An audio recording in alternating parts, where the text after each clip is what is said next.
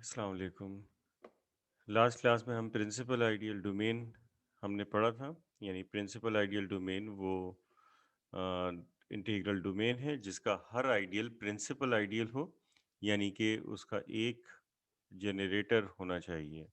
उसकी एग्जांपल में हमने एक ये जो है सेट ऑफ इंटीजर्स, ये इंटीग्रल डोमेन जो है ये पीआईडी होती है, क्योंकि इसका हर आइडियल जो है वो प्रिंसिपल आइडियल प्रिंसिपल आइडियल होता है, क्योंकि वो एक एलिमेंट से जनरेट हो जाता है। ठीक है। इसके अलावा इसमें जो है वो और एग्जांपल्स जो है वो देख सकते हैं प्रिंसिपल आइडियल डोमेन की। तो प्रिंसिपल आइडियल डोमेन की एग्जांपल्स जो है इसमें हम ये वाला भी देख सकते हैं कि ये जो है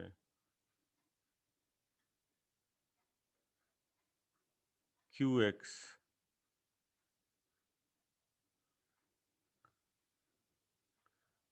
इसका भी हर आइडियल जो है वो एक एलिमेंट से जनरेट हो रहा होता है।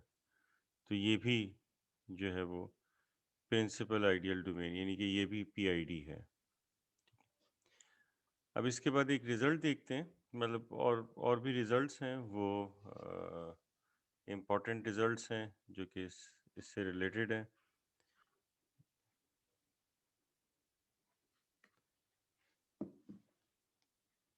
जैसे एक रिज़ल्ट ये है कि इन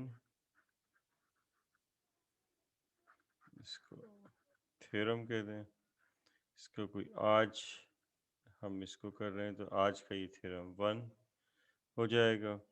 इन a principal in a principal ideal domain,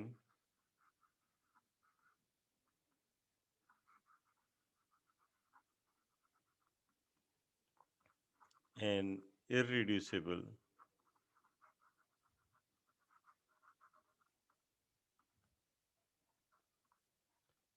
element is prime। ठीक है। एक प्रिंसिपल आइडियल डोमेन में इररिड्यूसिबल एलिमेंट जो है वो हमेशा प्राइम होता है। और एक्चुअली प्रिंसिपल आइडियल डोमेन में होता ये है कि ये कंडीशन जो है इफ़ एंड ओनली इफ़ के साथ होती है, और हर प्राइम जो है वो इररिड्यूसिबल होता है और इररिड्यूसिबल प्राइम होता है। इसी के बाद एक और रिज़ल्ट है, और वो रिज़ल्ट जो है अ, वो रिज़ल्ट इससे रिलेटेड है, क्या कहते हैं उसे, इसी चीज़ से। तो वो ये रिज़ल्ट है कि थ्योरम 2 इसे कह दीजिए। उसका स्टेटमेंट है कि in a principal domain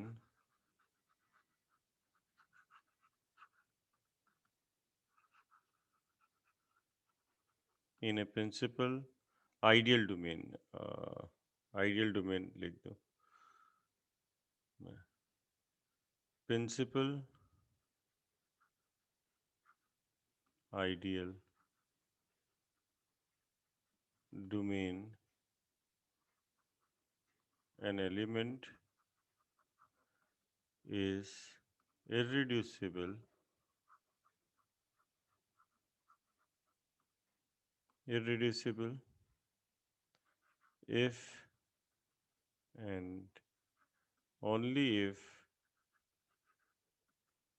it is prime।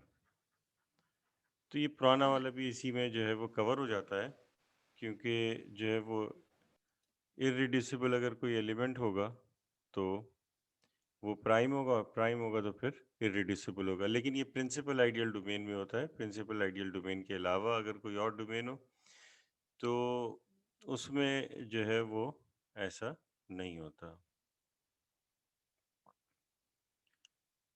तो जैसे कि एग्जाम्पल में आप ये कह सकते हैं कि ये हमने इस तरह की एग्जाम्पल पढ़ी भी थी कि टू इरिड्यूसिबल है, लेकिन जो है वो टू प्राइम नहीं है। किस इंटीग्रल डोमेन में? z plus z square root of -5 इसमें। ठीक है, तो ये हम पहले ही जो है वो पढ़ चुके हैं कि टू इरिड्यूसिबल है, लेकिन टू इसमें प्राइम नहीं है, क्योंकि टू जो है उसकी फैक्टराइजेशन जो है वो हो जाती। टू जो है, सॉरी, ये टू डिवाइड कर रहा होता है एक product 1 plus square root of -5 और 1 माइनस स्क्वायर रूट ऑफ -5, जो कि बराबर होता है 6 को। तो टू इसको डिवाइड कर रहा होता है, but two does not divide 1 plus square root of -5 and two does not divide 1 minus square root of 1 minus square root of -5। इसको डिवाइड नहीं कर रहा। ठीक है, अच्छा, let D be a principal ideal domain and let, और ये हमारे पास एक सेट है जो कि एलिमेंट्स ऑफ डी पर मुश्तमिल है, और हम ये कह रहे हैं कि ये एक आइडियल है जो कि इन एलिमेंट से जनरेट हो रहा है। इस आइडियल को हम प्रिंसिपल आइडियल कहेंगे, और इसका जो जनरेटर होगा वो कहलाएगा greatest common divisors of A1 A2 AN, यानी कि इन सब को ग्रेटेस्ट कॉमन डिवाइजर्स कहलाएगा। अगर इन एलिमेंट्स के एक से ज़्यादा ग्रेटेस्ट कॉमन डिवाइज़र हो, यानी A B ji C D जो है, तो वो दोनों एक दूसरे के एसोसिएट होंगे, यानी एक दूसरे से एसोसिएटेड होंगे। ये जो है ये नीचे जो है वो मैंने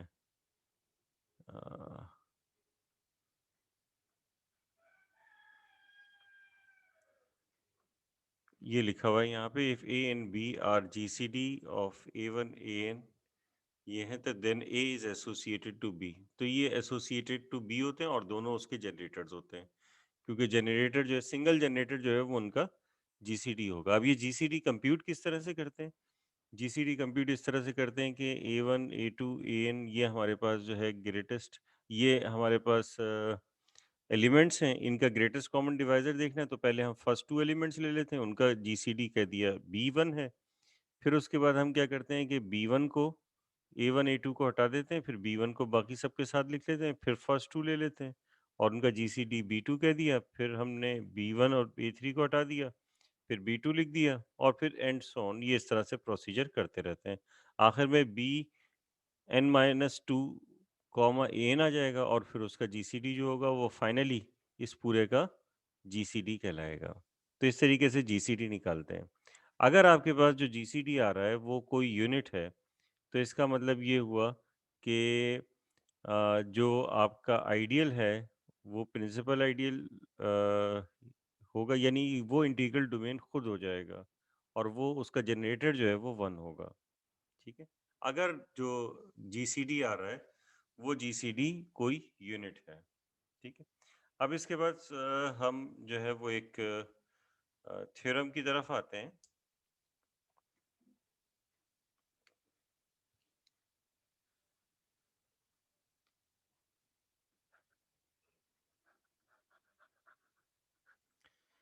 थ्योरम 3 से आप कह दीजिए, late m be a non-square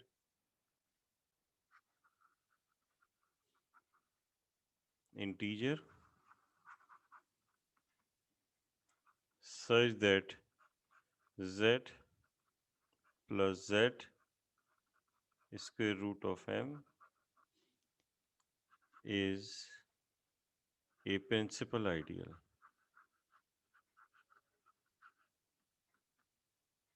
Principal ideal domain, principal ideal domain को हम शॉर्ट में पीआईडी भी लिखते हैं, अब ऑनवर्ड हम पीआईडी ही लिखेंगे। Let p be an odd prime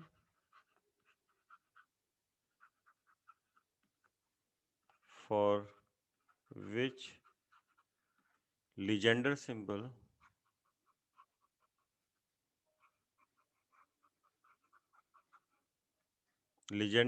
इसके लिए दिया हुआ है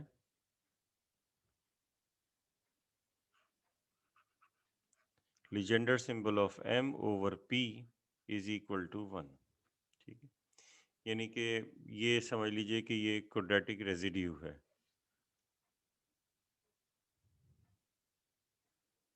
अब इसके बाद कह रहे हैं कि then there exist integers u and v such that p equals u square। p याद रखिएगा प्राइम है, लेकिन ये प्राइम कहाँ पर कह रहे हैं, जब ये कह रहे हैं कि late p be a prime, ये p e नहीं है बल्कि p है, इसे मैंने p e गलती से लिख दिया, वो b साथ में लिखना होगा। Let p be a prime, p be an odd prime. ये ऑड प्राइम की जब हम बात करते हैं तो ये प्राइम इसका मतलब है कि z में प्राइम है, इंटीजर्स में प्राइम है, z plus z square root of m में प्राइम नहीं है, ये बात जहन में रहे। और लीजेंडर सिंबल भी हम उसी के लिए जो है वो निकाल रहे होते हैं। तो p is equal to u square minus m v square if m is less than 0 or if m is greater than 0, and there exists there are integers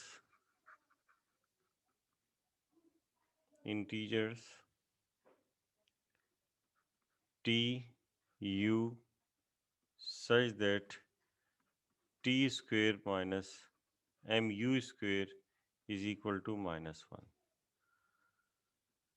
और इसके अलावा p is equal to u square minus m v square और m v square minus u square if m is greater than 0 and there are no integers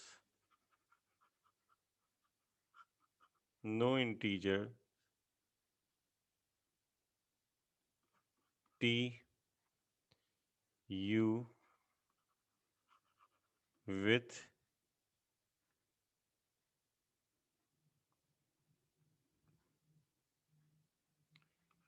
t square minus m u square is equal to -1।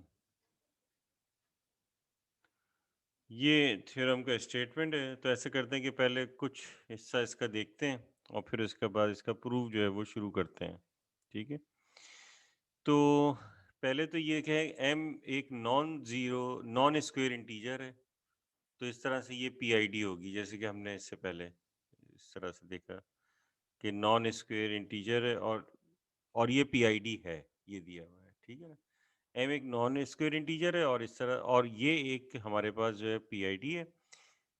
इसके अलावा p जो है वो एक और odd integer odd prime है और ये हमारे पास एक लेजेंडर सिंपल है। तो हम ये कह रहे हैं कि u और v एग्जिस्ट करेंगे सच दैट p बराबर होगा u square minus m v square if m is less then 0 और इफ m ग्रेटर देन 0। अब इसी को देखते हैं पहले। ठीक है, इसमें बहुत सारा है वरना पूरा पढ़ेंगे फिर पहले पुराना भूल जाएंगे।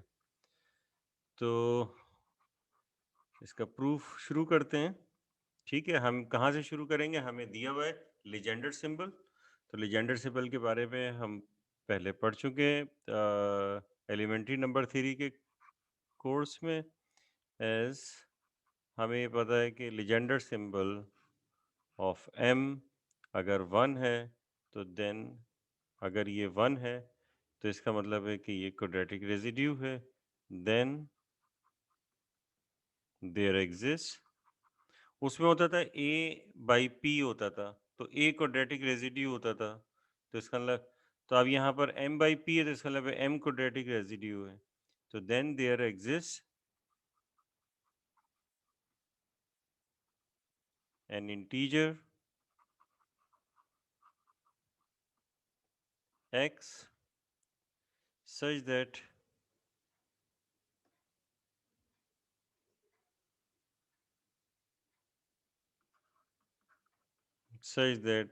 अब क्वाड्रेटिक रेजिड्यू है m, तो हमारे पास इस क्वाड्रेटिक जो कॉन्ग्रेंस है इसका सॉल्यूशन एग्जिस्ट करेगा m modulo p।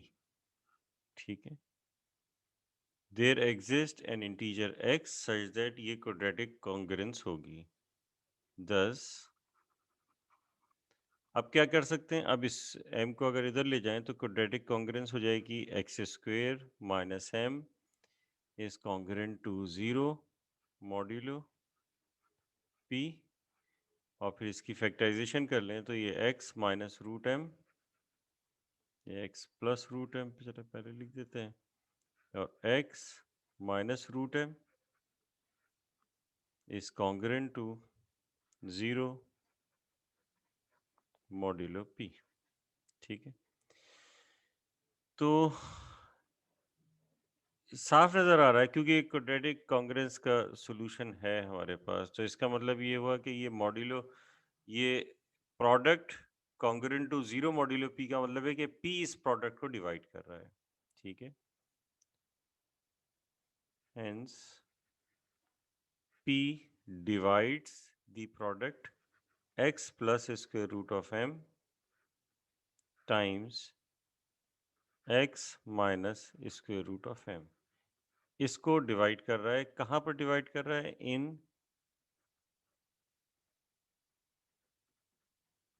z plus z square root of m, क्योंकि यही हमारे पास PID है। ठीक है, अब इस प्रोडक्ट को डिवाइड कर रहा है, but clearly P does not divide x plus minus square root of m। X p इस, इनमें से इंडिविजुअली इनको, ये पी ऑड प्राइम है, ये बात याद रखिएगा। X plus square root of m को डिवाइड नहीं कर रहा, नज़र ही आ रहा है कि डिवाइड इसे नहीं करता। ठीक है ना, since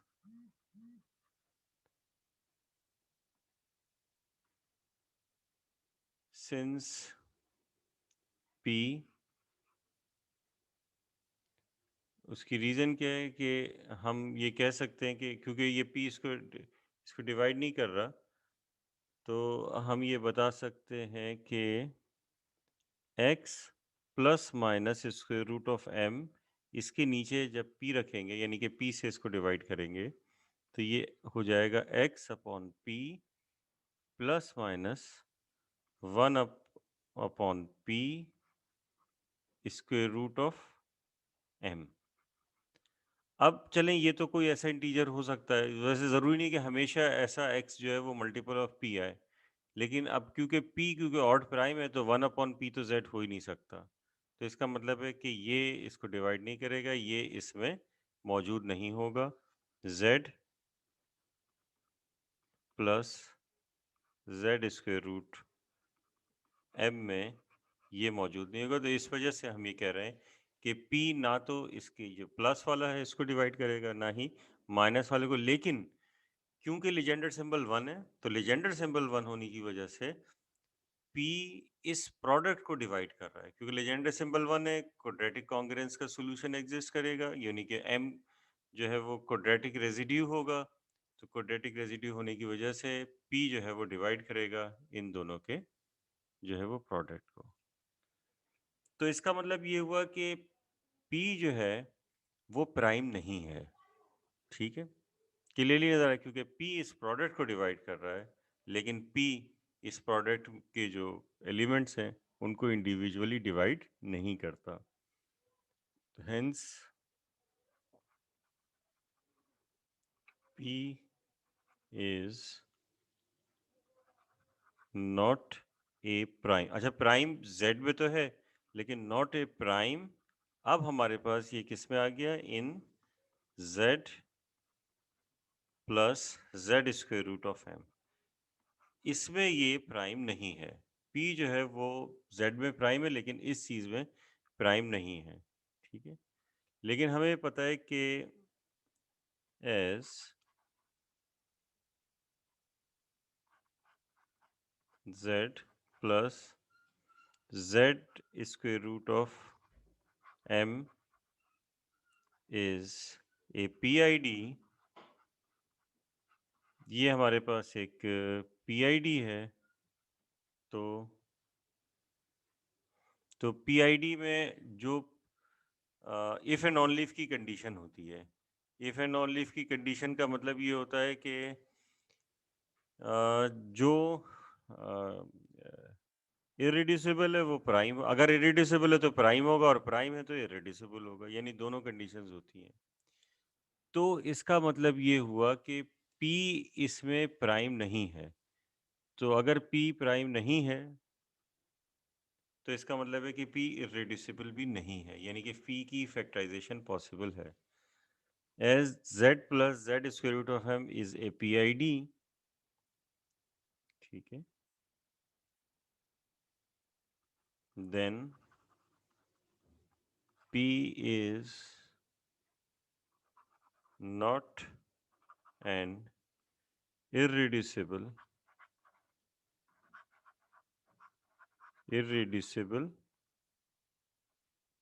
in Z plus Z root M। तो इसमें जो है वो इरेड्यूसिबल भी नहीं है। जब इरेड्यूसिबल नहीं है तो इसका मतलब ये हुआ कि P की फैक्टराइजेशन आप कर सकते हैं। तो P के फैक्टर्स कर लें हम, तो अब P के फैक्टर हो जाएंगे, हेंस P के फैक्टर हो जाएंगे P is equal to U plus V square root of M times W plus T square root of M। जबकि ये U V W T ये इंटीजर्स हैं और ये वाली जो चीज़ है ये वेयर, या लिखते हैं for some U plus V square root of M belong to Z plus Z square root of M and W plus T square root of M belong to Z plus Z square root of M। ठीक है, ये दोनों जो है वो Z plus Z square root of M में मौजूद हैं। ठीक है, और क्योंकि ये P इरेड्यूसिबल नहीं है, रिड्यूसिबल है, तो इसका मतलब है दोनों यूनिट्स नहीं होंगे। ठीक है ना, and both are non unit. ठीक है, दोनों जो है वो non units in Z plus Z square root of M, यानी कि इनका मल्टीप्लिकेटिव इन्वर्स जो है वो निकल सकता है ना, सॉरी नहीं निकल सकता इनका मल्टीप्लिकेटिव इन्वर्स, क्योंकि यूनिट नहीं है। ठीक है, अब इसके बाद क्या करें कि इसे आपस में हम ज़रा मल्टीप्लाई करते हैं। तो अब इसे मल्टीप्लाई करें तो हमारे पास ये आ जाएगा P इज इक्वल टू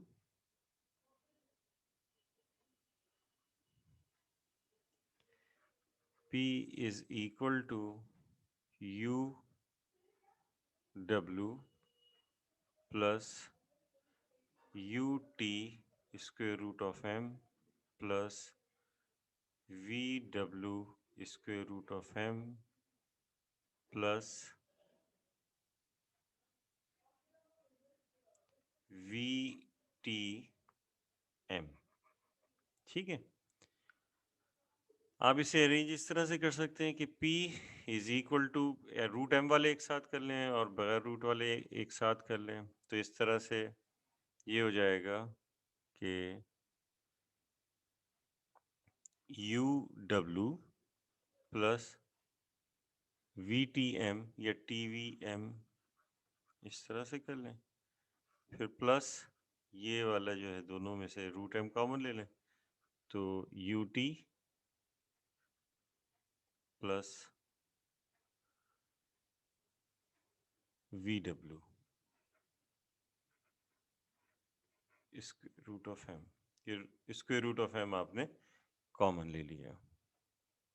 ठीक है, अब ये p जो है वो इसके बराबर है, यानी कि दो इंटीजर, तो इसका मतलब ये हुआ कि अब आप ये कह सकते हैं कि p is equal to u W plus T V m, which implies, आप ये कह सकते हैं कि p माइनस ये बगैर रूट एम वाला ये बराबर होंगे, और रूट एम वाला आपके पास ये है, तो ये बराबर हो जाएगा 0 के, क्योंकि यहाँ पर रूट एम वाला नहीं है। यानी यानी समझ लें कि यहाँ पे अगर एक स्टेप मैं और करूँ तो इसको लिख सकते हैं, इसको एक स्टेप मैं और कर देता हूँ ताकि कन्फ्यूजन से बच जाए कि मैंने क्या किया है। इसको मैं लिख देता हूँ p plus 0 square root of m।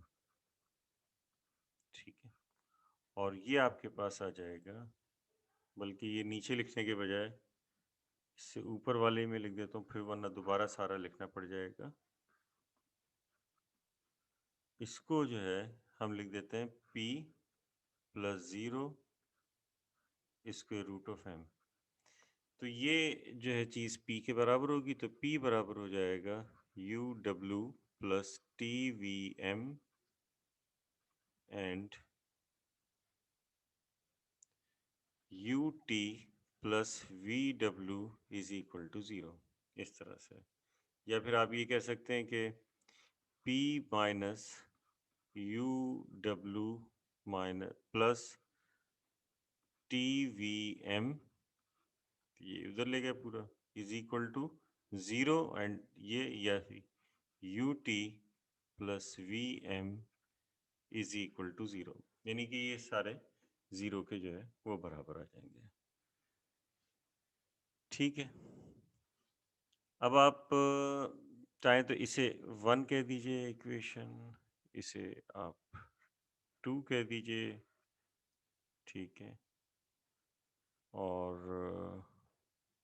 अगर आप इसका स्क्वायर करें 1 का, तो 1 इम्प्लाइज ये हो जाएगा p square is equal to u डब्ल्यू, क्योंकि हमें वो जो जो हम देख रहे हैं कि हमें चाहिए क्या, हमें इस तरह की चीज़ें चाहिए ना, u square minus m v square, इस तरह से।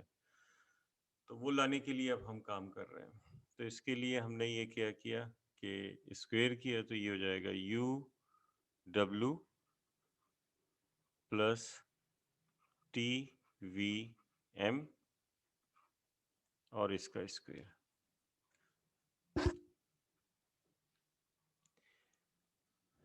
तो ये हमारे पास जो है ये स्क्वायर आ गया। ठीक है,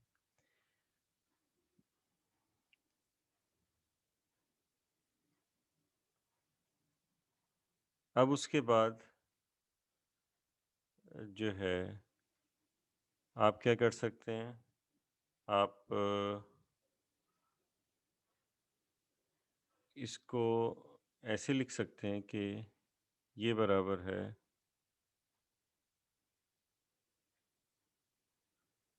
ये बराबर है u W plus T V m square minus, इसका स्क्वेयर करेंगे तो इसका स्क्वेयर 0 के ही बराबर होगा, उसके साथ जो है वो कुछ भी आप मल्टीप्लाई करके लिख दें, कोई फर्क नहीं पड़ेगा। तो हमने ऐसे लिख दिया m times U T plus V W इसका स्क्वेयर। तो ये हमने इस तरह से लिख दिया, इसका स्क्वायर जो है वो 0 है, ये बात ध्यान में रखिएगा।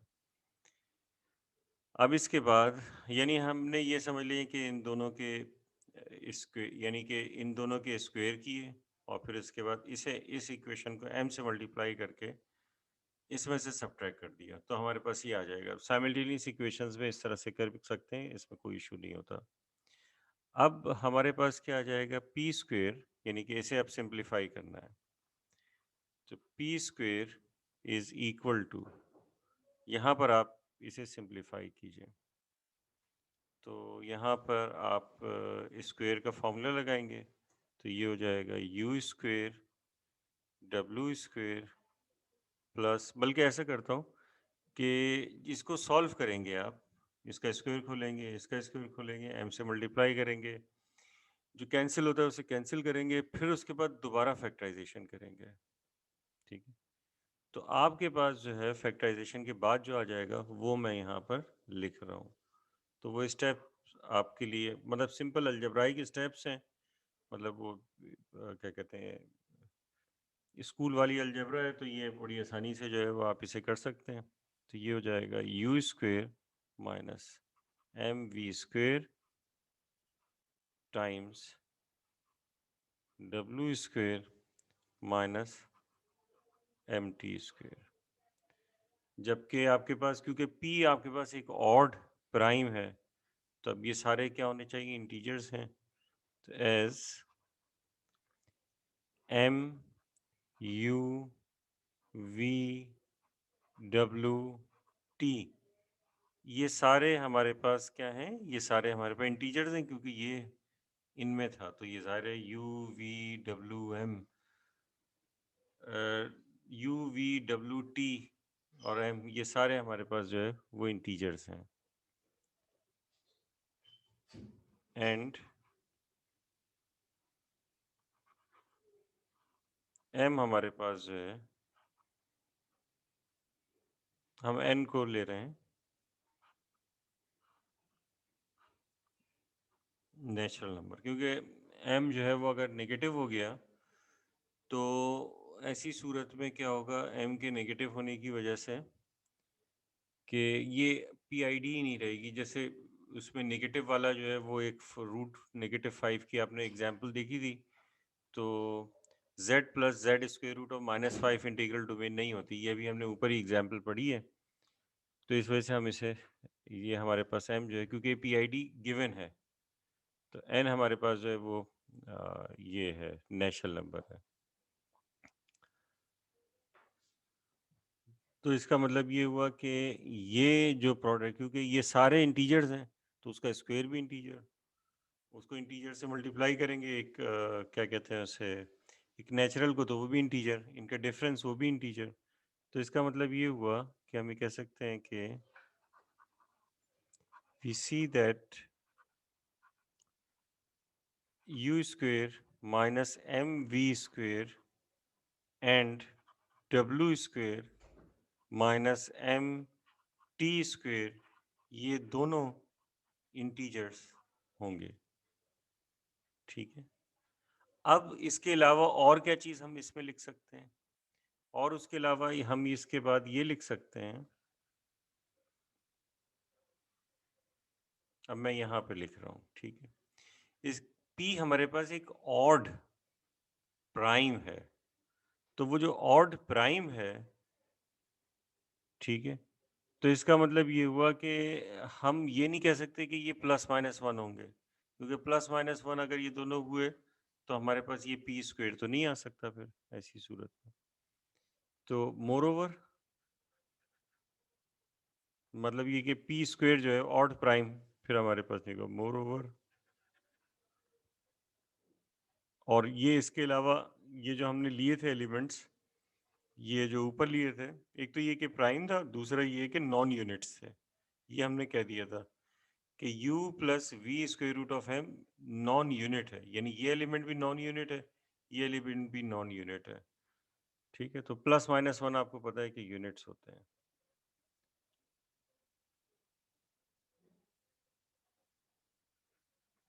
More over u square minus m v square is not equal to plus minus 1 and w square minus mt square is not equal to plus minus 1। ठीक है, क्योंकि ये दोनों जो है वो as u plus v square root of m and w minus w plus t square root of m are non-units in z plus z square root of m। इसके non units हैं, ठीक है। और इसके अलावा हमें पता है कि p जो है वो प्राइम है, ऑड प्राइम है, बल्कि ये इसमें क्या कहते हैं उसे, z में। तो as p is a prime, we must have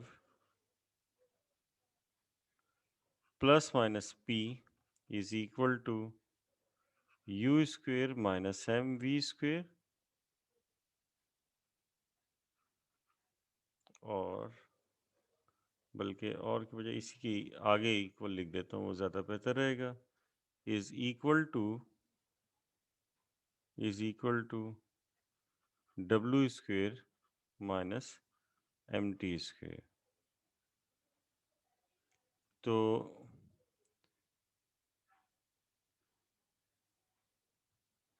plus minus, क्योंकि ये नॉन यूनिट थे और p हमारे पास प्राइम था, ठीक है। तो अगर p का स्क्वेयर जो है वो इन दोनों का स्क्वेयर के बराबर आ रहा है, यानी इन दोनों के प्रोडक्ट के बराबर आ रहा है, तो p या तो प्लस साइन के साथ या माइनस साइन के साथ इन दोनों में से किसी एक के बराबर होगा, क्योंकि वो प्राइम है। तो प्राइम होने की वजह से इस तरह से ये आ रहा है। तो अब अगर p जो है वो प्लस माइनस के साथ इनके जो है वो बराबर आ रहा है, तो hence there are integers u and v such that p is equal to u square minus mv square. ठीक है, तो p जो है वो होगा कि u स्क्वेयर, यानी इस तरह से इंटीजर्स हमें मिल सकते हैं। u और v के p बराबर होगा u square minus mv square, और p बराबर होगा minus u square minus mv square. ठीक है, अब इसमें ही होगा कि if m is less then 0, अगर m लेस देन 0 हो जाए, then u square minus mv square ये ग्रेटर देन 0 होगा। सो वी मस्ट हैव, तो अब हमें क्या करना पड़ेगा, क्या, क्योंकि अगर m लेस देन 0 हो जाएगा, क्योंकि अगर नेगेटिव हो जाएगा तो ये प्लस हो जाएगा। तो अब हमें क्या करना पड़ेगा कि p को लेना पड़ेगा u square minus m v square, और अगर if m is greater than 0, then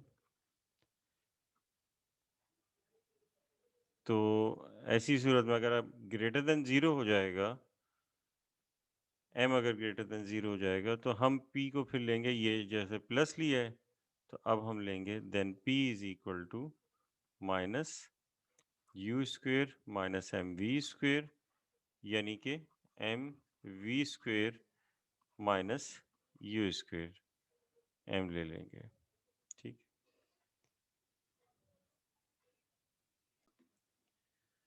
तो अब इसके बाद बाकी इंटीजर्स के लिए जो कैपिटल U और कैपिटल T के लिए है, तो वो फिर स्ट्रेट फॉरवर्ड है कि आप लिख सकते हैं कि and there exist integers t and u such that t square minus m u square is equal to -1, then तो अगर t square minus m v u square is equal to -1, then p is equal to u prime, कोई u prime हम ले लेते हैं, कोई दूसरा you prime, उससे डिफ्रेंशिएट करने के लिए पुराने यू से, minus m v prime square with u prime जो है वो हम ले लेंगे टी यू, स्मॉल है ये यू, इसको मैं सही से लिख दूँ, t u plus m capital u और v, जबकि v प्राइम जो आपके पास है, ये यहाँ पे जो v प्राइम, ये स्मॉल v प्राइम है, ये u capital u small u plus t v।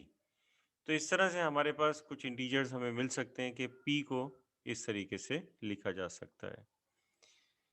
इसके बाद हमारे पास जो है यही रिजल्ट दोबारा है, तकरीबन यही, मतलब ये लेकिन इसमें ऐसी सूरत में हमें जो प्रिंसिपल आइडियल डोमेन दी हुई है वो दूसरी डोमेन दी हुई है, ये एक और जो है वो थ्योरम है। यही सारी कैलकुलेशन, यानी इसी की समझ लें कि रेप्लिका टाइप कैलकुलेशन है। अब जो अगला थ्योरम है इसमें, तो इस वजह से उसकी कैलकुलेशन या उसका प्रूफ जो है वो मैं आपको एक्सरसाइज के तौर पे दूंगा। उसमें फ़र्क सिर्फ इतना है, यानी पिछले और अभी के थ्योरम में जो डिफरेंस है वो मैं आपको सिर्फ बता रहा हूँ, पूरा स्टेटमेंट जो है वो मैं नहीं लिख रहा। ये अगर आप बुक में मालूम करेंगे तो ये थ्योरम 1.4.5 है, ठीक है। ये रिजल्ट है, और ये कह रहे हैं कि इसमें कंडीशन दी हुई है कि m कॉन्ग्रुएंट टू 1 मॉड्यूलो 4 है। अब m कॉन्ग्रुएंट टू 1 मॉड्यूलो 4 है, और z plus z 1 plus square root of m upon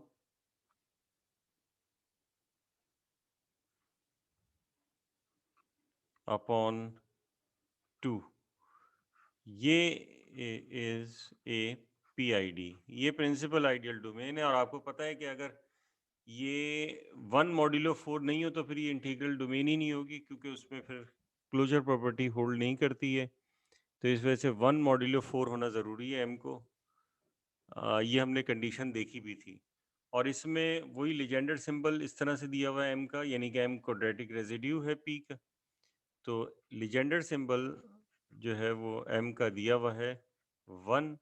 तो अब आपसे कह रहे हैं कि इसमें शो करना है कि u और v इंटीजर्स एग्जिस्ट करेंगे कि p बराबर होगा, और p यहाँ पर ऑड प्राइम है, ये भी ध्यान में रहे, u square plus u v plus 1/4 1 minus m v square. इसमें कैलकुलेशन पिछले से ज़्यादा है, ठीक है।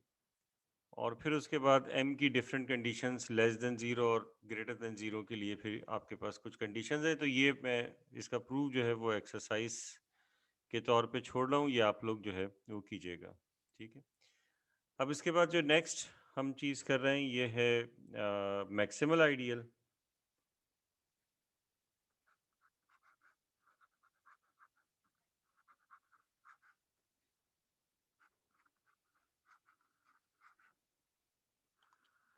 मैक्सिमल आइडियल को किस तरीके से हम डिफाइन करते हैं कि मैक्सिमल आइडियल एक ऐसा आइडियल होता है किसी भी इंटीग्रल डोमेन का कि वो ऐसा प्रॉपर नॉन ट्रिवियल आइडियल होता है जिसको कोई और आइडियल कंटेन ना करे, ठीक है। यानी कि हम इसको इस तरह से डिफाइन करेंगे, a proper ideal m of an integral domain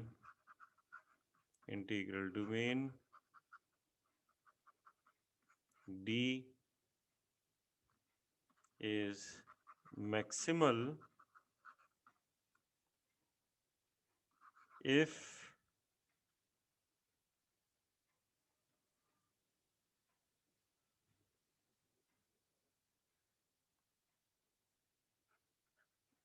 I is an ideal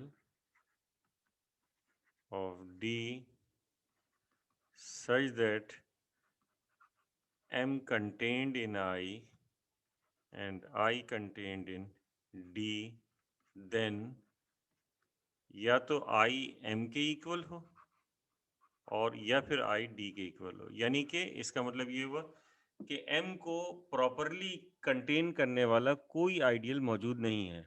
तो एक ऐसा आइडियल जो है ये कहलाता है मैक्सिमल आइडियल। ठीक है, तो मैक्सिमल आइडियल वो आइडियल है जो कि खुद जो है वो कंटेन कर रहा हो किसी को, मतलब एक ऐसा प्रॉपर नॉन ट्रिवियल, एक ऐसा प्रॉपर आइडियल जिसको कोई और आइडियल प्रॉपरली कंटेन ना करे, तो वो मैक्सिमल आइडियल होगा। ठीक है, अब अगर हम ये देखें तो अगर हम ये ले रहे हैं कि इंटीग्रल डोमेन डोमेन डी हम ले रहे हैं आर एक्स को, क्योंकि हमें पता है कि आर एक्स जो है वो एक इंटीग्रल डोमेन है, आर यहाँ पे जो है वो रियल नंबर्स हैं। ठीक है, अब हम कैसे देखेंगे कि ये जो एलिमेंट है x square plus one is a, यानी एक्स स्क्वेयर प्लस वन से जनरेट होने वाला इज ए मैक्सिमल आइडियल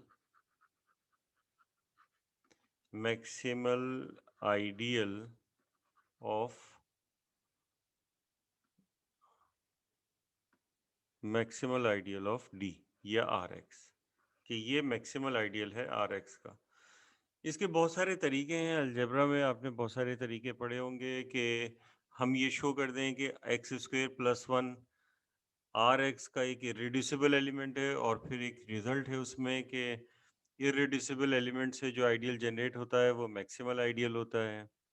इसके अलावा आप ऐसे भी देख सकते हैं कि आप ये शो कर दें कि R x by x square plus one एक फील्ड है, तो अगर ये फील्ड है तो फिर ये आइडियल मैक्सिमल आइडियल, जो बहुत सारे थ्योरम्स जो है वो इस्तेमाल करके इसे प्रूव कर सकते हैं। लेकिन अगर जो हमारे पास डेफिनेशंस हैं, उन डेफिनेशंस को जो फॉर एग्जांपल हम ये सपोज कर लेते हैं कि हमारे पास अलजेब्रा के वो जो टूल्स हैं, यानी कि वो जो थ्योरम्स हैं वो अवेलेबल नहीं हैं, और अगर हम ये देखना चाह रहे हैं कि ये एलिमेंट जो एक्स स्क्वेयर प्लस वन है, इससे जो आइडियल जनरेट हो रहा है वो मैक्सिमल आइडियल है या नहीं, तो इसके लिए हम क्या कर सकते हैं?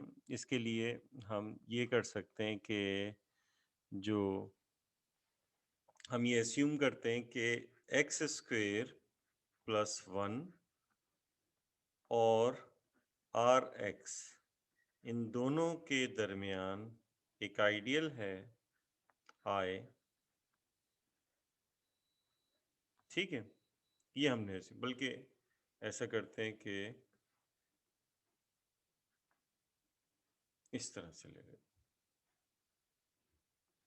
इस तरह से ले लेते हैं। ठीक है, हमने कह दिया कि एक आइडियल आई है सच दैट इस तरह से लिखा जा सकता है, यानी कि आई प्रॉपरली कंटेन कर रहा है किसको? एक्स स्क्वेयर प्लस वन को, से जनरेट होने वाले आइडियल को, और जो है वो आर एक्स का जो है वो प्रॉपर आइडियल है। ठीक है, तो अगर ये आई इसको प्रॉपरली कंटेन कर रहा होगा, इसको, ठीक है, तो हम ये कह सकते हैं कि आई के अंदर हमें कोई ऐसा एलिमेंट मिल जाएगा जो कि इसके अंदर नहीं होगा, क्योंकि आई इसको प्रॉपरली कंटेन कर रहा है। ठीक है, तो let f of x belongs to I such that f of x is is not an element is not an element of x square plus 1। ये इसका एलिमेंट नहीं है, ठीक है। अब हम डिवीजन एल्गोरिथम यूज़ करते हैं, यानी कि अब इसके, लेकिन बहरहाल डी के तो दोनों, ये आर एक्स के तो दोनों एलिमेंट, ये एफ ऑफ एक्स एलिमेंट होगा आर एक्स का, और एक्स स्क्वायर प्लस 1 भी होगा, ठीक है। तो अब हम ये क्या करते हैं कि एफ ऑफ एक्स को एक्स स्क्वायर प्लस 1 से डिवाइड करते हैं। तो एफ ऑफ एक्स को जब एफ हम एक्स स्क्वायर प्लस 1 से डिवाइड करेंगे तो by division algorithm there exist q x, unique q x and r x, ठीक है, such that the degree of are x is less than the degree of x square plus 1, यानी कि इसकी degree 2 है तो less than 2 होगी। तो X square plus 1 times Q X plus R x, ठीक है, वेयर आर एक्स एक तो ज़ीरो नहीं होगा, क्योंकि ज़ीरो हो गया तो इसका मतलब है कि एफ ऑफ एक्स इसमें आ जाएगा, क्योंकि ये अगर ज़ीरो हो गया, ये ख़त्म हो गया, तो इसका मतलब ये हुआ कि एफ ऑफ एक्स जो है एक्स स्क्वायर प्लस 1 का मल्टीपल है, तो ज़ाहिर है कि वो फिर इसमें आ जाएगा, इसमें आ जाएगा, जबकि हमने ऐसा नहीं किया। तो हम ये कह रहे हैं कि आर एक्स जो है वो ज़ीरो नहीं है, एंड आर एक्स की जो डिग्री है, degree of are X is less than 2, ये डिग्री 2 से कम होगी, ठीक है। तो 2 से कम होगी तो इसका मतलब है डिग्री 1 होगी, ठीक है, ये हम ले लेते हैं। तो 10 R x is equal to A x plus B, ये हमने ले लिया, वेयर ए बी आर के एलिमेंट्स हैं, ठीक है, ए और बी जो है वो आर के एलिमेंट्स हैं, and A is A and B are not equal to zero, non zero element ले लिए हमने, A B are not equal to zero. अब इसके बाद हम ए एक्स प्लस बी, क्योंकि आर एक्स इसके बराबर है तो आर एक्स की जगह ए एक्स प्लस बी लिख दिया हमने, ठीक है। और इन दोनों को हम क्या करेंगे, इक्वल के दूसरी तरफ ले गए, तो ए एक्स प्लस बी जो कि आर एक्स जो कि ए एक्स प्लस बी था, और ये बराबर हो जाएगा अब F of x minus x square plus 1 times Q of x, ये चीज़ इसके बराबर आ गई। और ये किस में होगा, ये आइडियल आई में होगा, क्योंकि आपको पता है कि F of x ideal I में था, तो ये भी आइडियल आई में था, तो इन दोनों को ऐड कर रहे हैं तो इसका मतलब है ये भी आइडियल आई में है, ये भी आइडियल आई में है। तो ये जो है आइडियल आई में हमारे पास होगा, ठीक है। तो अगर a x plus b ideal I में है तो इसका मतलब ये हुआ कि ये एब्जॉर्ब करेगा आर एक्स के सारे एलिमेंट को, तो आर एक्स का कोई भी एलिमेंट ए एक्स प्लस बी से मल्टीप्लाई होगा तो वो इसी आइडियल में रहेगा, क्योंकि एक्स प्लस बी। तो हम ऐसा करते हैं कि ए एक्स प्लस बी को मल्टीप्लाई करते हैं ए एक्स माइनस बी से, ना, तो हम ये इससे इसको मल्टीप्लाई कर रहे हैं तो ये हमारे पास आ जाएगा a square x square minus b square, तो जाहिर है कि ये भी किस में होना चाहिए, आई में होना चाहिए, जो डेफिनेशन है, ठीक है। और इसके अलावा and A square times x square plus 1, क्योंकि ये x square plus 1 times Q x ये भी आई में है, तो क्यू एक्स कुछ भी हो सकता है, तो हमने कह दिया कि a square times x square plus 1 ये भी आई में होगा, तो ये भी हमारे पास आई में है, ठीक है। अब इसके बाद हम क्या करते हैं कि इन दोनों का डिफरेंस जो होगा वो भी आई में आना चाहिए, या सम भी आई में आना चाहिए, तो a square x square plus 1 में से माइनस कर देंगे ये a square x square minus b square, इसको माइनस करेंगे तो ये हो जाएगा a square x square plus a square minus a square x square plus b square, ये कैंसिल हो गया, तो अब आपके पास आया a square plus b square ये जाहिर है कि आई में होगा, लेकिन ए और बी किसके एलिमेंट्स हैं? ए और बी आर के एलिमेंट्स हैं।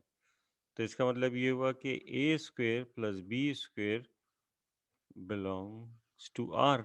और अगर a square plus b square R का एलिमेंट आ गया तो thus a square plus b square is a unit in R x. तो ये आर एक्स का यूनिट होगा, और अगर ये आर एक्स का यूनिट होगा और किसी आइडियल में मौजूद है तो वो आइडियल खुद इंटीग्रल डोमेन के बराबर हो जाता है। ठीक है, तो 10 I is equal to R x. तो आई जो है वो आर एक्स के बराबर हो जाएगा। ठीक है, तो इसका मतलब ये हुआ कि आई जो कि हम कह रहे थे कि उसको प्रॉपरली कंटेन कर रहा है, तो प्रॉपरली कंटेन तो कर रहा है, लेकिन वो आई किसके बराबर है? आर एक्स के बराबर है। तो इसका मतलब है कि प्रॉपर आइडियल कोई और नहीं होगा।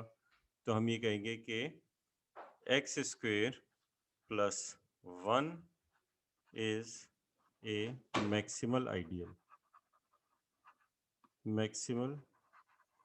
आइडियल इन आर एक्स। ठीक है, इंशाल्लाह नेक्स्ट क्लास में हम इसके थ्योरम्स और इसकी मज़ीद इसको आगे पढ़ेंगे। यहाँ तक इतना ही रखते हैं। ठीक है, अल्लाह हाफिज़।